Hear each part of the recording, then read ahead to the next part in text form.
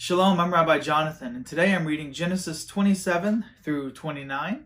I'm reading from the Tree of Life version of the Bible. Now it was when Isaac grew old, and his eyes were too dim to see, that he called Esau his elder son, and said to him, "My son." "Here I am," he said to him. "Look, I'm old," he said. "I don't know the day of my death. So now please take your weapons, your quiver and your bow, and go out to the field and hunt me some game. Then prepare me a delicious meal that I love, and bring it to me that I may eat, so that my soul may bless you before I die."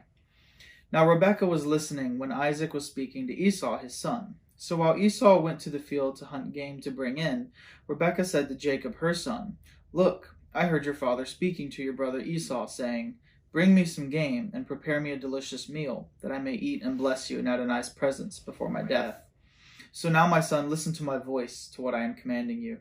Go now to the flock, and bring me 2 good young goats from there, so that I may prepare them as a delicious meal for your father, that he'll love. Then you'll bring it to your father to eat, so that he may bless you before his death." But Jacob said to Rebekah his mother, "Look, my brother Esau is a hairy man, but I'm a smooth man. Perhaps my father will touch me, and he'll take me for a mocker, and I'll bring upon myself a curse and not a blessing." Then his mother said to him, "Let your curse fall on me, my son. Just listen to me, and go, get them for me." So he went and got them, and brought them to his mother, and his mother prepared a delicious meal that his father would love. Rebekah also took her elder son Esau's favorite clothes that were with her in the house, and she put them on her younger son Jacob, along with the skins of the young goats on his hands, and on the hairless part of his neck. She put the delicious meal and the bread that she had prepared in the hand of Jacob, her son. Then he came to his father and said, "My father." And he said, "I'm here. Who are you, my son?" Then Jacob said to his father, "I'm your firstborn, Esau. I've done just what you said to me. Sit up, please, and eat some of my wild game, so that your soul may bless me." Then Isaac said to his son, "How in the world were you able to find it so quickly, my son?" He said, "Because Adonai your God made it happen for me."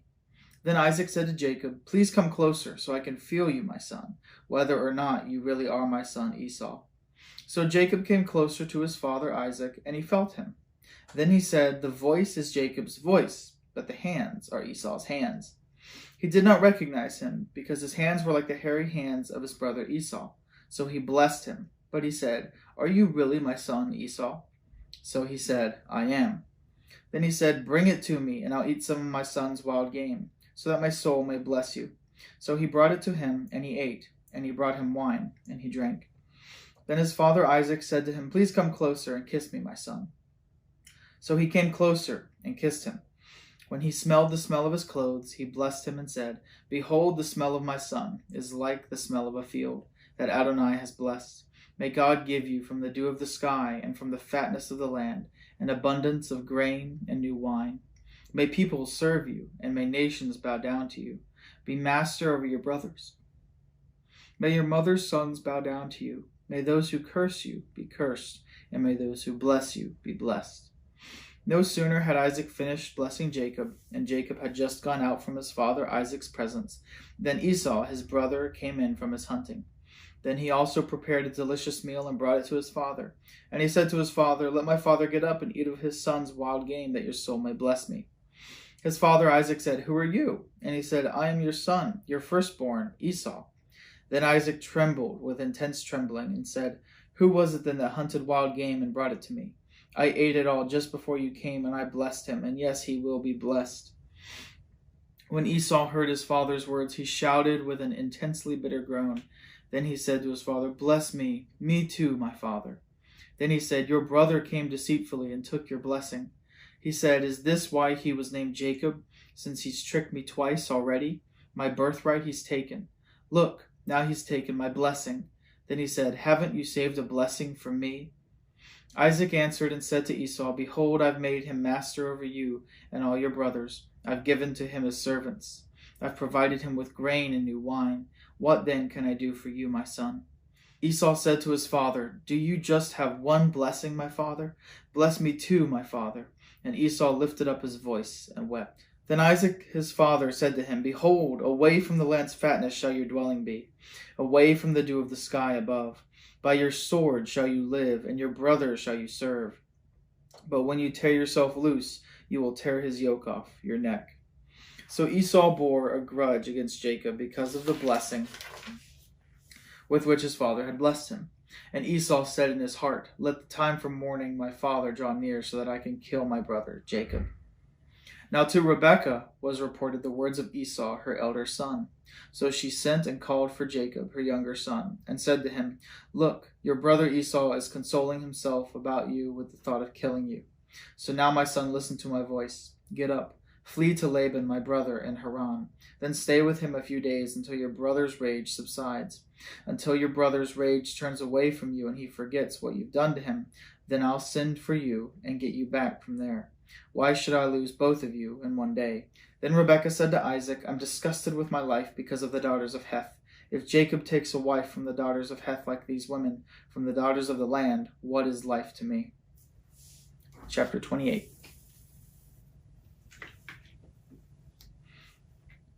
So Isaac called for Jacob, blessed him, commanded him, and said to him, "Don't take a wife from the daughters of Canaan. Get up, go to Padan Aram, to the house of Bethuel, your mother's father, and take for yourself a wife from there, from the daughters of Laban, your mother's brother. Now may El Shaddai bless you, and make you fruitful, and multiply you, so that you will become an assembly of peoples. And may he give you the blessing of Abraham, to you and to your seed, with you, that you may take possession of the land of your sojourn, which God gave to Abraham." Then Isaac sent Jacob away, and he went toward Padan Aram, to Laban the son of Bethuel, the Aramean, the brother of Rebekah, the mother of Jacob and Esau. Now Esau saw that Isaac blessed Jacob when he sent him to Padan Aram, to take for himself a wife from there when he blessed him, and commanded him, saying, "Don't take a wife from the daughters of Canaan." Jacob listened to his father Isaac and to his mother, and went toward Padan Aram. Then Esau saw that the daughters of Canaan were contemptible in his father Isaac's eyes. So Esau went to Ishmael and took Mahalath, the daughter of Ishmael, Abraham's son, Nebaioth's sister, for his wife, besides his other wives. Then Jacob left Beersheba and went toward Haran. He happened upon a certain place and spent the night there, for the sun had set. So he took one of the stones from the place and put it by his head and lay down in that place. He dreamed. All of a sudden there was a stairway set up on the earth, and its top reaching to the heavens, and behold, angels of God going up and down on it. Surprisingly, Adonai was standing on top of it, and he said, "I am Adonai, the God of your father, Abraham, and the God of Isaac. The land on which you lie, I will give it to you and to your seed. Your seed will be as the dust of the land, and you will burst forth to the west and to the east and to the north and to the south. And in you all the families of the earth will be blessed, and in your seed. Behold, I am with you, and I will watch over you wherever you go, and I will bring you back to this land, for I will not forsake you until I have done what I promised you." Jacob woke up from his sleep and said, "Undoubtedly Adonai is in this place, and I was unaware." So he was afraid and said, "How fearsome this place is! This is none other than the house of God. This must be the gate of heaven." Early in the morning, Jacob got up and took the stone which he had placed by his head, and set it up as a memorial stone, and poured oil on top of it. He called the name of that place Bethel, though originally the city's name was Luz. Then Jacob made a vow, saying, "If God will be with me and watch over me on this way that I am going, and provide me food to eat and clothes to wear, and I return in shalom to my father's house, then Adonai will be my God. So this stone, which I set up as a memorial stone, will become God's house, and of everything you provide me, I will definitely give a tenth of it to you." Then Jacob lifted up his feet and went to the land of the peoples of the east. When he looked, suddenly there was a well in the field, and there were 3 herds of sheep resting by it. For from that well they would water the flocks. The stone on the mouth of the well was large. When all the herds gathered there, they would roll away the stone from the mouth of the well and water the flocks, and put the stone back to its place over the mouth of the well. Jacob said to them, "My brothers, where are you from?" "We're from Haran," they said. So he said to them, "Do you know Laban, Nahor's son?" They said, "We know." He said to them, "Is he well?" "Well," they said, "look, here comes his daughter Rachel with the flock." He said, "Since it's still the middle of the day, it's not time for the livestock to be gathered. Water the flock and let them go and graze." But they said, "We can't, not until all the flocks are gathered and the stone is rolled away from the mouth of the well. Then we water the flock." While he was still speaking with them, Rachel came with the flock that belonged to her father, for she was a shepherdess. Now when Jacob saw Rachel, the daughter of Laban, his mother's brother, Jacob stepped forward and rolled the stone away from the mouth of the well and watered the flock of Laban, his mother's brother. Then Jacob kissed Rachel and lifted up his voice and wept. Then Jacob told Rachel that he was her father's relative and that he was Rebekah's son. So she ran and told her father. Now when Laban heard the news about Jacob, his sister's son, he ran to meet him, hugged and kissed him, and brought him to his house. Then he told Laban all these things. Laban said to him, "Surely you are my own bone and flesh." And he stayed with him for a month. Then Laban said to Jacob, "Should you, my relative, serve me for nothing? Tell me, what should your wages be?" Now Laban had 2 daughters. The name of the older was Leah, and the name of the younger was Rachel. Leah's eyes were delicate, but Rachel was beautiful in form and appearance. Jacob was in love with Rachel, so he said, "Let me serve you for 7 years, for Rachel, your younger daughter." Laban said, "It's better that I give her to you than I give her to another man. Stay with me." So Jacob worked for Rachel 7 years, yet in his eyes it was like a few days because of his love for her. Then Jacob said to Laban, "Give me my wife, for my days are completed, so I may go to her." So Laban gathered all the men of the place, and he prepared a feast. When it was evening, he took his daughter Leah and brought her to him, and he went to her. Laban also gave her Zilpah, his female servant, to his daughter Leah as a female servant. So when it was morning, behold, there she was, Leah. So he said to Laban, "What is this you've done to me? Wasn't it for Rachel that I worked with you? So why have you deceived me?" But Laban said, "It's not done so in our place, to give the younger before the firstborn. Complete the bridal week for this one, then we'll also give you this other, for work that you'll do with me, another 7 years more." So Jacob did. He also completed this one's bridal week. Then he gave him his daughter Rachel to be his wife. Laban also gave his daughter Rachel his female servant Bilhah to be a servant for her. Jacob also went to Rachel, and indeed loved Rachel more than Leah, so he served with him for yet another 7 years.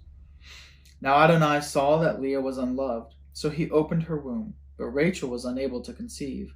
Leah became pregnant and gave birth to a son and named him Reuben, because she said, "For Adonai has seen my affliction. Surely now my husband will love me." Then she became pregnant again and gave birth to a son, and said, "For Adonai heard that I am hated, so he's given me this one also." And she named him Simeon. Then she became pregnant again and gave birth to a son, and said, "Now this time my husband will join himself to me, because I've given birth to 3 sons for him." For this reason he was named Levi. Then she became pregnant again and gave birth to a son, and said, "This time I praise Adonai." For this reason she named him Judah. Then she stopped having children.